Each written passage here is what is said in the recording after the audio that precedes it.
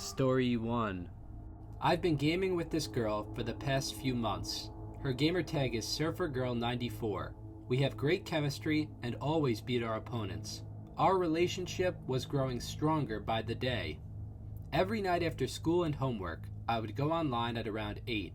Without fail, Surfer Girl would always come on a few minutes later, and we would play and chat all night.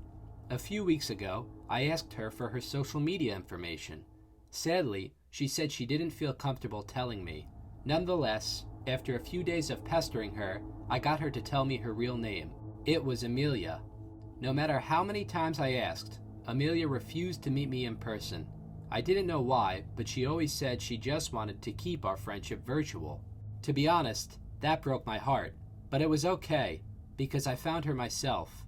You see, she mentioned that she was from the Bay Area of California. That narrowed it down a great deal. She also said that she worked part-time for Starbucks. I also knew all of her interests, so that further narrowed the search.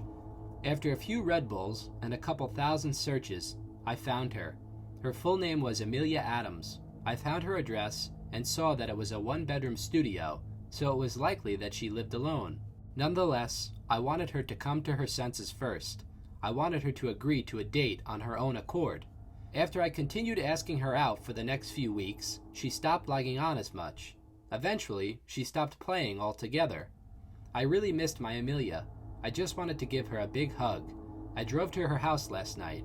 I didn't want to freak her out too bad, so I brought her a dozen roses. I also knew she probably wouldn't let me in, so I made sure I entered after she fell asleep. When I shook her awake, she was very scared for some reason.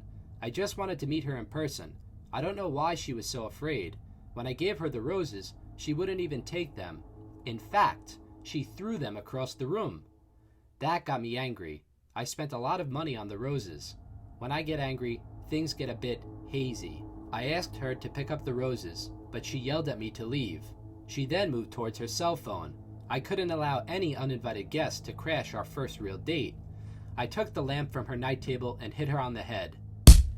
I didn't mean to hurt her, but it's been a few hours, and she won't wake up no matter what I do. I hope she forgives me. I love her so much.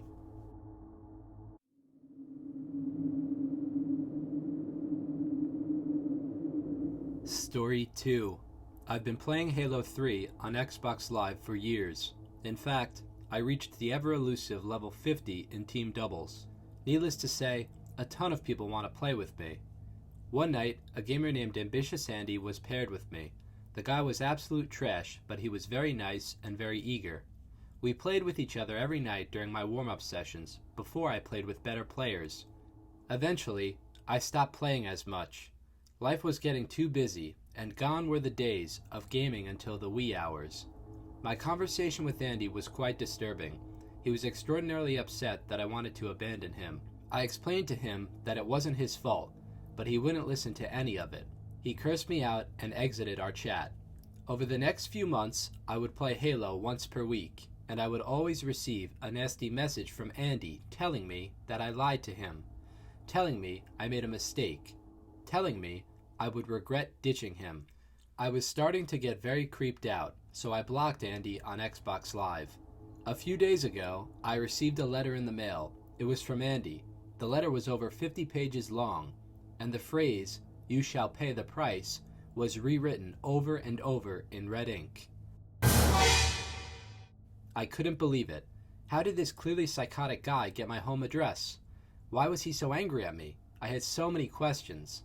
I was on the verge of reporting the incident to the police, but I decided against it. I was a pretty big guy, and I wasn't easily scared. If this guy wanted to beat me up or something, he could bring it on. The next morning, I was running late for work, so I was in a rush. I got into my truck, closed the door, and turned the keys. Suddenly, there was a loud explosion. My ears were ringing, and I could barely see straight. I quickly got out of the truck and called the police. The police found 2 pipe bombs under my truck. The first one, located toward the front seats, did not detonate, but the second one completely totaled the back of my truck.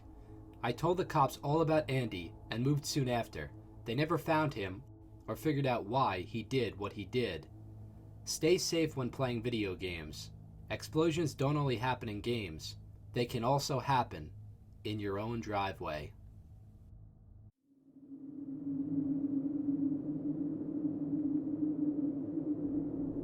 Story 3. I've been playing video games online for as long as I can remember. There's something awesome about it. I'm an introvert, but talking and playing with people online was the perfect level of socialization for me. I didn't need to actually hang out or speak to the person in real life, but I could at least have people to talk to online. Being a girl gamer, I would sometimes have to deal with creepy guys, but nothing too crazy happened until I met Sniper Lover 019 on Xbox Live. We were randomly placed on the same team in Call of Duty one night. After speaking on the team chat, he added me as a friend. We started playing together and talking on Xbox after that. He was always very nice, but a little too eager. It was as if he would only play with me. One night we were playing and he asked me for my personal contact information. At this point, he was getting a bit annoying, so I told him I didn't feel comfortable giving him that information and stopped playing with him. Nonetheless, he continued to message me on Xbox Live. At first, he said things like, "Please play with me tonight," and "Don't make me play alone." It slowly progressed to creepier things like, "I hate your guts, you heartless trash," and "I'm going to make you regret this." Online gamers say really nasty things all the time, so I wasn't too worried. I simply ignored him. A few weeks went by and I heard nothing from him. In fact, I started playing with a pretty good Call of Duty team on a consistent basis. One night at around 2 a.m., right before I was logging off, I received a message. It was from Sniper Lover 019. "Hi Adriana, yes, I found your real name. I just wanted to let you know you have a lovely home." Suddenly, I heard a noise at my window. It sounded like someone threw a pebble at it.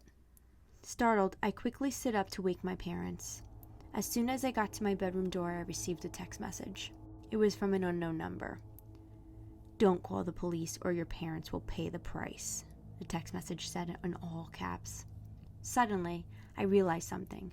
I game with a large, noise-canceling headset. I wasn't able to hear anything going on in my house for the past few hours. I ran to my parents' bedroom. Their bed was empty and the table beside the bed was flipped over. "Go back to your window," the unknown number texted me. I rushed to my back window and opened the curtain. My blood ran cold. My parents sat there tied up and blindfolded. As if accustomed to such situations from my time gaming, I instinctually ran into my father's closet and took out his handgun. I loaded it and went outside. I entered my backyard and fired a warning shot into the sky. "Get out of here!" I screamed as I fired another round. Suddenly, I heard leaves ruffle and I saw a large figure hopping the fence. I untied my parents and called the police. We were never able to track down Sniper Lover. He had no other gaming friends and he hid his tracks very well.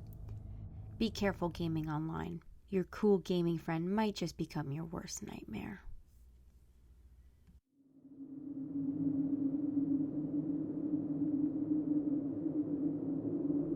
Hey guys, Scare Central here. I just want to thank you for watching this video. If you liked this video, please subscribe and share this channel. My goal is to make Scare Central the future of all things horror. I write all of these stories myself, so they are always original. If you have any general plot ideas, feel free to comment down below.